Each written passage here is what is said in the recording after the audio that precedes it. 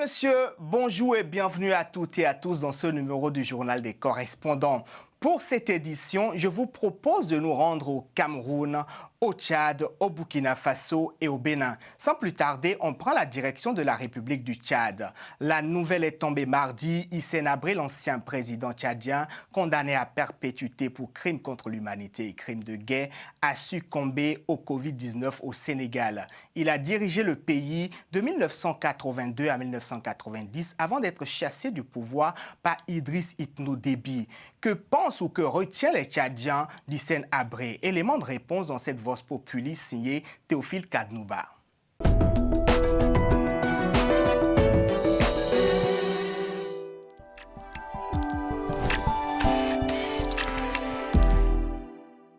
Hissène Habré a été un homme, un dictateur, mais sur le plan éducatif, il a été vraiment un homme de formation. Un bon président, c'est quelqu'un qui gère bien le pays. Et on ne s'amuse pas avec le bien du peuple. Il a les yeux dessus. Habré, c'est quelqu'un qui est un nationaliste, qui aime son pays et qui veut sortir le Tchad de la misère. Hissène Habré, c'est un criminel. Il a géré ce pays, il a tué beaucoup de gens, il a tué des hauts cadres. Il a beaucoup tué des hauts cadres. Et là, aujourd'hui, il vient de décéder. Donc, j'ai dit plutôt sur le plan éducatif, Hissène Habré également est bon sur le plan éducatif. Je retiens de la mort du président Hissène Habré, un grand chef d'État de grande valeur. Je ressens une tristesse pour sa mort, tout comme le reste du Tchadien. La coopération bilatérale Cameroun-RCA est en bonne marche. En témoigne la visite du ministre centrafricain de la Communication et des médias à son homologue du Cameroun en début de cette semaine. En séjour au Cameroun dans le cadre de la consolidation du partenariat avec le consortium L'Anecdote, c'est Ghislain Diori, porteur d'un message de bienveillance de la part du président Archange Touadéra, s'est rendu au ministère de la Communication camerounais, accompagné du patron du groupe Vision 4, Jean-Pierre Mugumbeliga. Chimène Maleba et Cyril Nguidjoy l'ont suivi pour nous.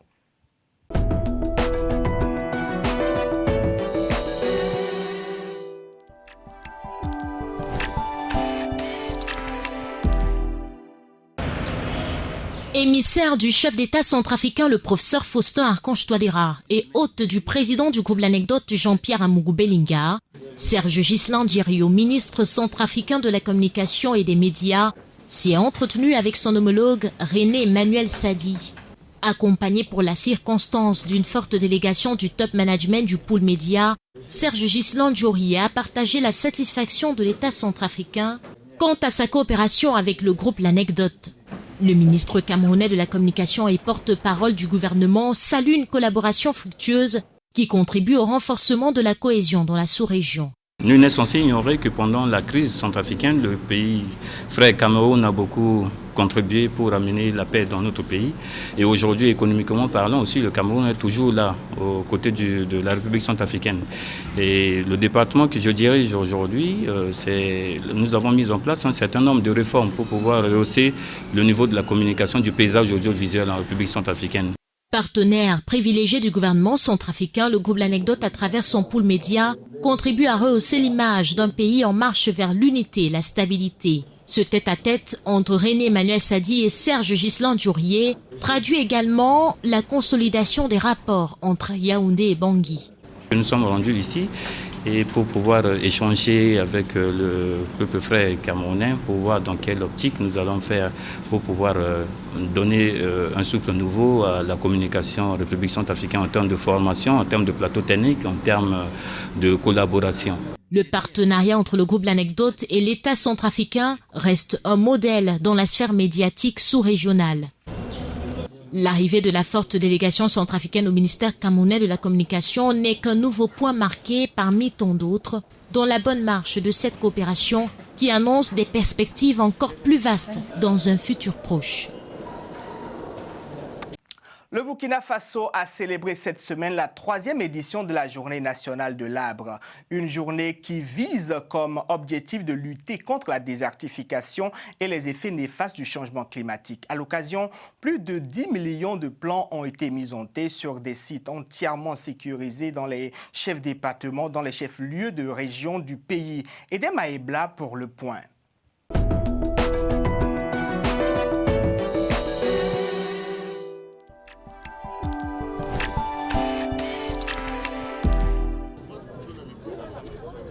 Au Burkina Faso, le mois d'août est consacré à la plantation d'arbres, un événement majeur qui a suscité au fil des ans une forte adhésion des autorités à travers l'institution de la Journée nationale de l'arbre, JNA. Présidée depuis 3 ans par le chef de l'État, le thème retenu cette année est « Arbre, identité culturelle et cohésion sociale ». Chaque année, nous avons choisi une journée pour être la journée de l'arbre. Cette journée est consacrée sur l'ensemble du territoire où nous devons reverdir non seulement le Burkina Faso et apporter également notre contribution à la lutte contre le changement climatique. C'est cet acte que nous avons posé ce matin, mais je voudrais signaler simplement que la question n'est pas de planter les arbres. Il faut assurer leur entretien. Il faut veiller à ce que les animaux ne les mangent pas, que l'homme ne soit pas responsable encore de sa destruction. Depuis le lancement de la commémoration, plus de 10 millions de plantes ont été mises en terre dans les 13 régions du pays. Une initiative salutaire pour beaucoup de citoyens et qui, de l'avis d'observateurs, serait plus bénéfique avec l'implication de tous. L'arbre comme l'eau, c'est la vie. Sans arbre, il n'y a pas de vie. Sans eau aussi, il n'y a pas de vie. Et l'arbre, c'est un élément qui contribue aussi à capter la pluie. Et nous sommes dans un pays dit sahélien où il n'y a pas beaucoup d'arbres. Les arbres, pour les planter, devraient être une priorité nationale chez nous parce qu'ils contribuent à lutter contre la désertification. Ils fournissent de l'ombrage, des fruits, des soins médicaux. En plus de cela, l'arbre contribue à lutter contre le changement climatique. Le fait qu'il y ait une journée nationale et que les uns et les autres s'engagent chaque année, même si c'est 1 hectare à bien protéger, à bien planter, cela est déjà saluable. Nous invitons tout le monde à s'engager dans cette action et parce que c'est un combat de tous. À l'instar des précédentes éditions, cette journée dédiée à l'arbre est aussi l'occasion de promouvoir les ressources forestières et les acteurs impliqués dans la sauvegarde de l'environnement.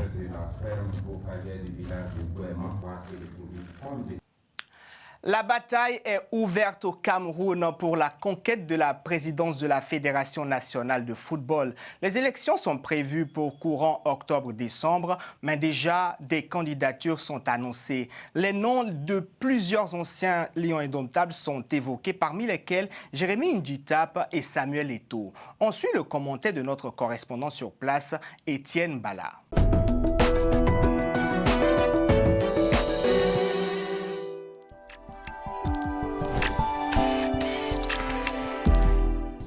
Affaire purement administrative. Nul ne peut concrédire qu'il sera candidat à sa propre succession. Seydou Mbombo Njoya est auteur de nombreuses sorties allant dans le sens d'une meilleure redynamisation du football camerounais. L'actuel président par intérim de l'instance camerounaise a d'ailleurs participé en présidant lui-même les assemblées générales d'adoption des textes devant conduire à cette prochaine élection.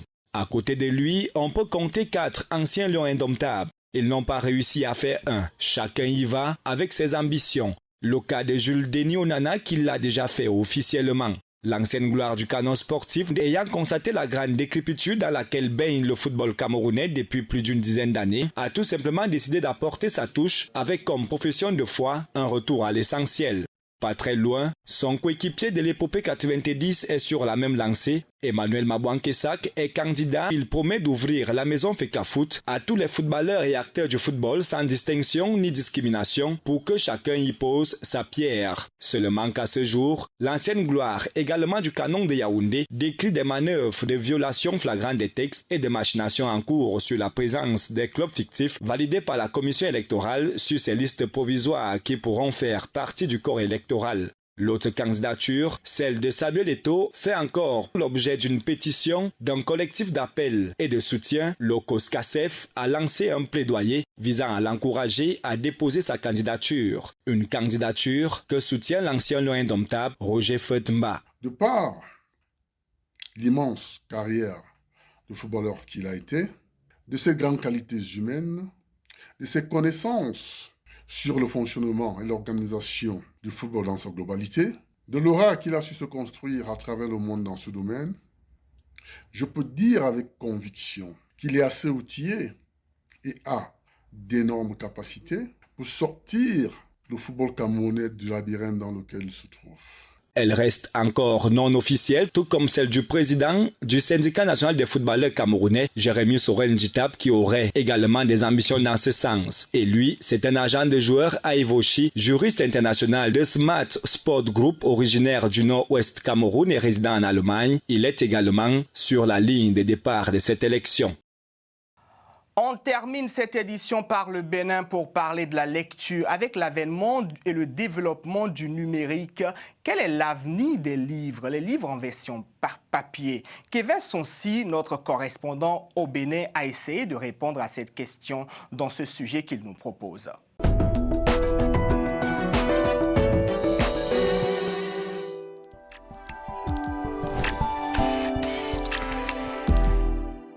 La lecture joue un rôle important dans la formation de l'homme car elle permet d'apprendre à écrire, à échanger. Mieux, permet d'améliorer le niveau intellectuel. Et quand on parle de lecture, on fait automatiquement allusion aux livres. Mais force est de constater que les jeunes écrivent et lisent plus sur les smartphones et sur les réseaux sociaux que dans les livres. Suivons quelques explications données par les étudiants d'Abomey Calavi. Moi, j'aime lire et écrire sur les smartphones et sur les réseaux sociaux parce que c'est plus accessible et plus léger.